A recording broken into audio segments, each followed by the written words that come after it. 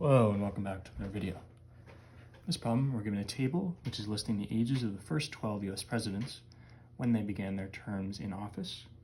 We are asked, of these ages, what is the mean? So to find that, we are going to take the total age by adding up the ages of all 12, and then you divide it by the number of people. All right, so the total age, we are going to add up all these values. So we have 57 plus 62 plus 58 plus ... adding all these up down to plus 65. And then the number of people, the number of presidents we have is 12. So the total age, when you add all of these values up, put them into your calculator, you get 703 divided by 12. And when we divide this out with the calculator, we get 58.6.